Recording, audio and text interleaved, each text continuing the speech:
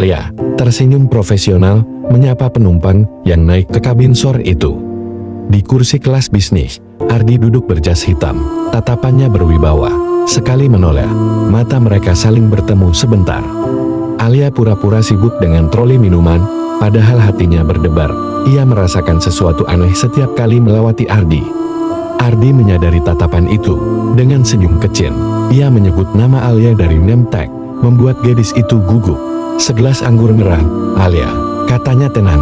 Alia mengangguk, berusaha menjaga profesionalitas, meski tangannya sedikit bergetar saat menuangkannya. Alia sudah menikah dengan Dimas, seorang mekanik pesawat sederhana, namun kehidupannya terasa hambar, jauh berbeda dari sosok Ardi. Ardi memulai percakapan ringan. Ia menanyakan perjalanan Alia, pekerjaannya, hingga hal-hal sepele yang membuat gadis itu tertawa. Tatapan mereka semakin lama semakin intens.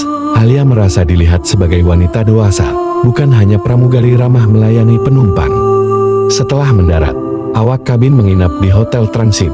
Alia turun dengan seragamnya, kaget melihat Ardi menunggunya di lobi. "Aku hanya ingin makan malam bersama. Kamu terlihat lelah," kata Ardi lembut. Alia menolak sebentar, tapi langkahnya berhenti. Bayangan suaminya, Dimas, sempat muncul, namun rasa penasaran lebih besar. Alia pun akhirnya mengikuti Ardi ke restoran hotel. Makan malam itu penuh tawa kecil. Ardi pandai membuat Alia nyaman. Ia bercerita tentang bisnisnya, kehidupannya, dan kesepian. Alia merasa tersedot ke dunia berbeda. Senyum Ardi membuatnya lupa bahwa dirinya seorang istri dan suaminya sedang menunggu. Di sela percakapan, tangan Ardi menyentuh tangannya sebentar. Alia terkejut, tapi tidak menariknya. Getaran itu membakar dadanya diam-diam. Setelah selesai makan, Ardi mengantar Alia ke depan kamarnya. Detik itu, dunia terasa sunyi, hanya mereka berdua. Ardi menatap dalam. "Aku tidak akan memaksa, Alia. Keputusan sepenuhnya milikmu." Alia menelan ludah, bingung dengan hatinya. Alia membuka pintu kamar perlahan, lalu berbisik, "Masuklah." Ardi mengikuti dengan langkah mantap, membawa aura penuh godaan.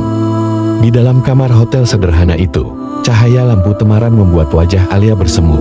Ia tahu dirinya melangkah jauh. Ardi mendekat perlahan, menatap mata Alia. Napas mereka bertemu. Dalam sekejap, bibirnya menyentuh bibir Alia dengan lembut. Alia terhanyut. Ia membiarkan dirinya larut, melupakan semua batasan yang pernah ia jaga selama bertahun-tahun pernikahannya. Malam itu mereka menghabiskan waktu bersama.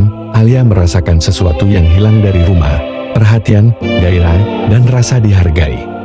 Namun setelah semuanya berakhir, Alia menatap langit-langit kamar dengan hati bergetar.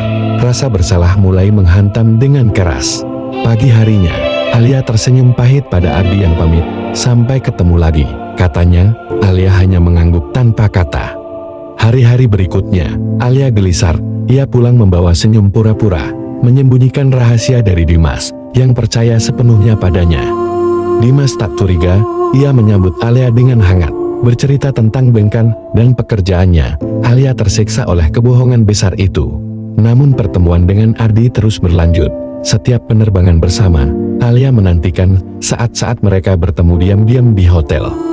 Kebahagiaan terlarang itu berubah menjadi ketergantungan.